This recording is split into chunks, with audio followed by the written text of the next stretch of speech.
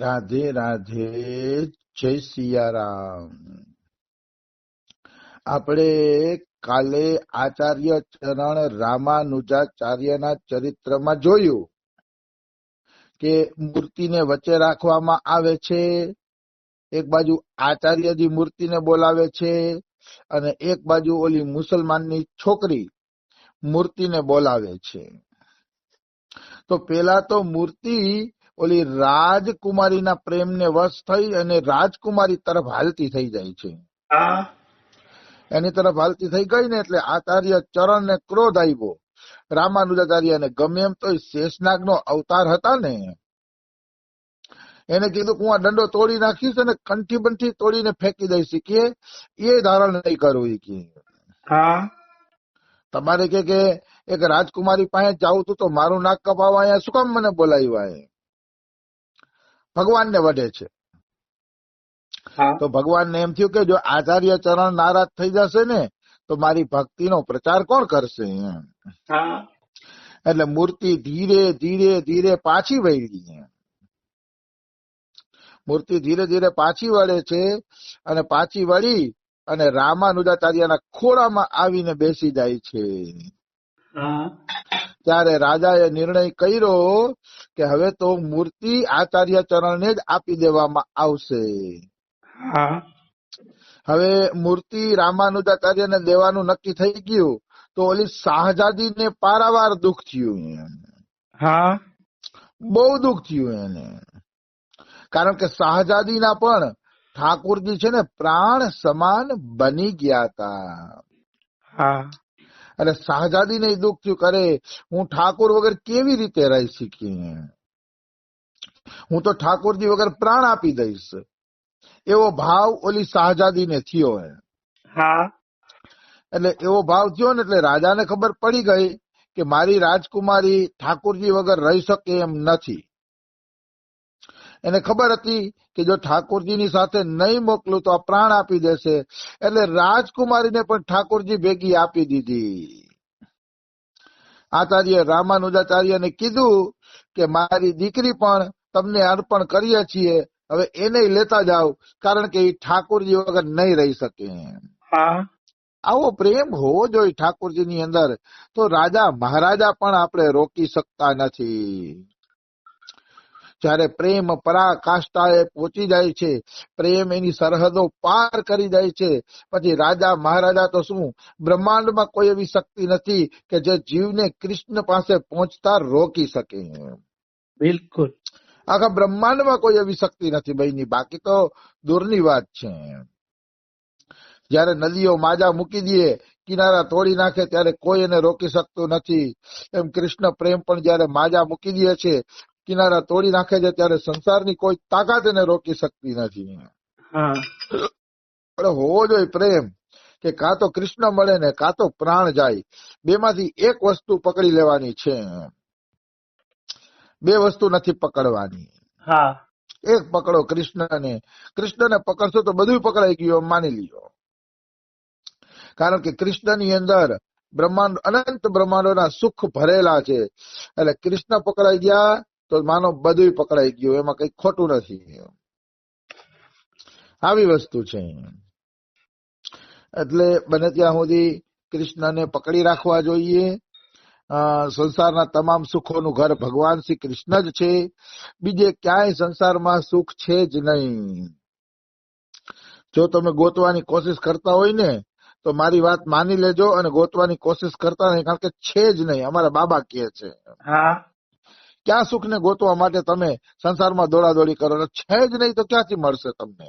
બિલકુલ, જેમ કે છે જ નહીં સુખ સંસારમાં, તો મળવાની તો વાત જ પછી દૂર રહી. આવી વસ્તુ છે. તો રાજકુમારીજીને મોકલી દીધી. એટલે રાજકુમારીને દક્ષિણ ભારત પહોંચ્યા ત્યાં સુધી તો વાંધો ન આવ્યો, કારણ કે ઠાકોરજીને ખુલ્લા પંડાલમાં રાખતા, એટલે રાજકુમારી દૂરથી ઠાકોરજીના દર્શન કરી લેતી. ખુલ્લા પંડાલમાં તો બધા દર્શન કરે, પણ રાજકુમારીને તકલીફ ક્યાં પડી? જયારે દક્ષિણ ભારત પહોંચી ગયા અને ભગવાનને મંદિરમાં પધરાવી દેવામાં આવ્યા, પછી રાજકુમારીને તકલીફ પડી.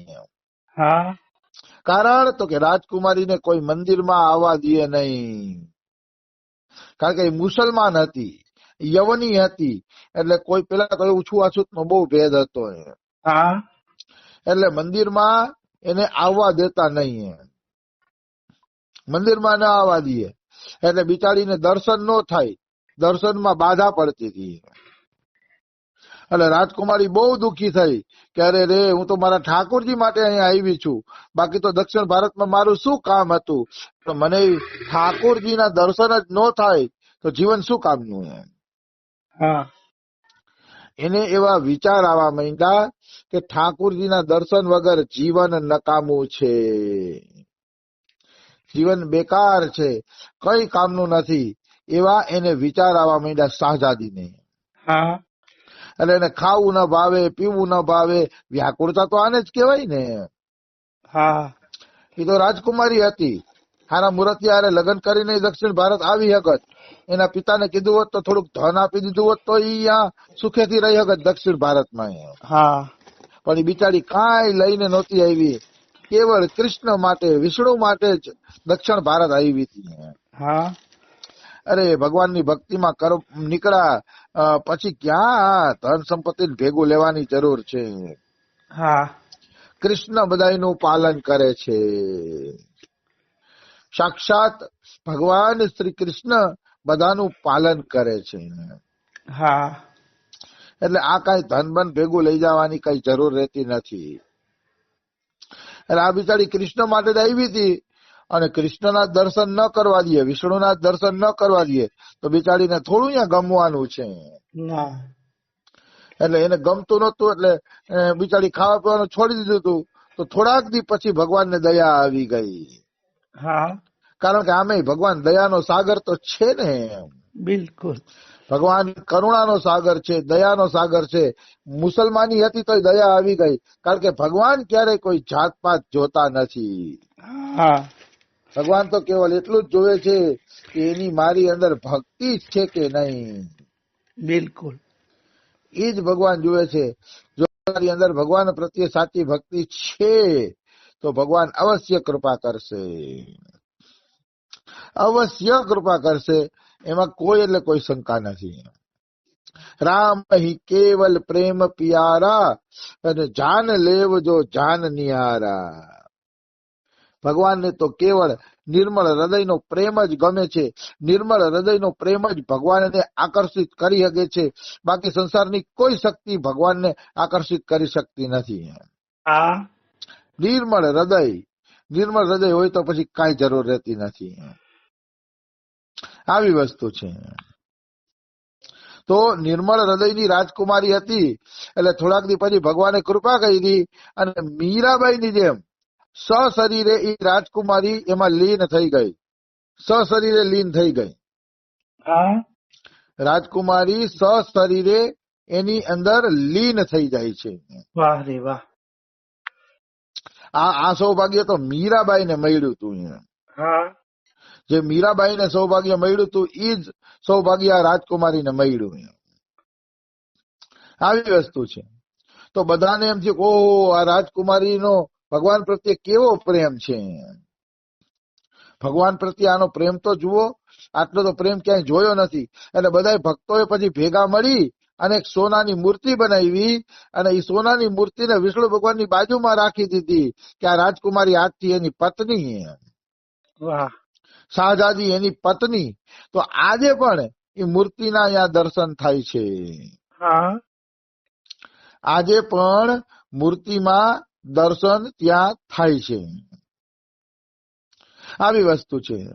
કહેવાનો ભાવ છે કે ભગવાન મીરાબાઈની જેમ બધા જીવોને સ્વીકારવા તૈયાર છે, પણ એ રાજકુમારી જેવી ભક્તિ હોવી જોઈએ તમારી.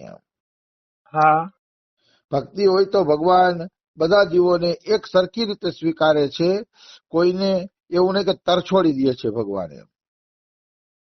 આવી વસ્તુ છે. એટલે રાજકુમારીનો સ્વીકાર થઈ ગયો અને રાજકુમારી મીરાબાઈની જેમ એમાં લીન થઈ જાય છે. હવે વાત એવી બને છે કે રાજકુમારી લીન થઈ ગઈ, હા પણ એ રાજકુમારીને ખબર નહોતી કે રાજકુમારી પાછળ પાછળ એક રાજકુમાર, એ પણ મુસલમાન હતો, એક રાજકુમાર, ઈ પણ આ રાજકુમારીના પ્રેમમાં હતો એ. હા અને રાજકુમારીને ખબર નહોતી કે મને કોઈ રાજકુમાર પ્રેમ કરે છે. હા એટલે રાજકુમારી દક્ષિણ ભારત ગઈ ને તો આ મુસલમાનના રાજકુમાર પણ રાજકુમારીની પાછળ પાછળ દક્ષિણ ભારત આવે છે પ્રેમના કારણે. હા હાલાકી ઈ રાજકુમારમાં ભક્તિ હતી નહીં. ઈ રાજકુમારની અંદર ભક્તિ કે એવું કઈ હતું નહીં.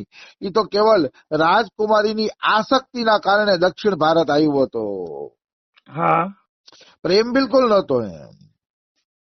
એની ઈચ્છા હતી કે આ શાહજાદે લગ્ન કરી લઈએ. હા શાહજાદી લગ્ન કરી લઈએ એવી એની ઈચ્છા હતી. ઈ ઈચ્છાને પૂરી કરવા માટે ઈ આવ્યો હતો. હા પણ અહીંયા એને જોયું કે ઓહો, મારી રાજકુમારી તો ભગવાનમાં લીન થઈ ગઈ, શરીરે લીન થઈ ગઈ. એને જોયું એમ હા નજરે. એટલે એને સુખ મળ્યું. ઓહો, હું જેને પ્રેમ કરું છું એ છોકરી તો જો કેટલી મહાન છે કે સાક્ષાત ભગવાને એને પોતાનામાં લીન કરી લીધી. હા એટલે એને નક્કી કર્યું કે હવે તો જ્યાં રાજકુમારી ગઈ છે ને ત્યાં જ મારે જાવું છે. વાહ જો તમે, લૌકિક આસક્તિ હતી પણ એ લૌકિક આસક્તિ જો આને ભગવાનની ભક્તિ અપાવી ગઈ. હા એ લૌકિક આસક્તિ શું કામ ભગવાનની ભક્તિ અપાવી ગઈ? તો કે ભક્તમાં એન કે પ્રકારે આસક્તિ થઈ જાય ને તો ભક્ત કલ્યાણ કરી દે છે. પણ એ ભક્ત પહોંચેલો હોવો જોઈએ અને આસક્તિ શુદ્ધ હોવી જોઈએ, ગુરુ શિષ્ય જેવી. મતલબ હા ગુરુ અને શિષ્યની જે આસક્તિ હોય એકબીજાની કે શિષ્યના કલ્યાણની ભાવના, ઈ આસક્તિની વાત છે. ઓલી ખોટી આસક્તિની વાત નથી. હા એટલે કોઈ એમ ના સમજે ખોટી આસક્તિ તો નરકમાં લઈ જવા વાળી છે. અને આસક્તિ માને ગુરુ શિષ્ય જેવો પ્રેમ.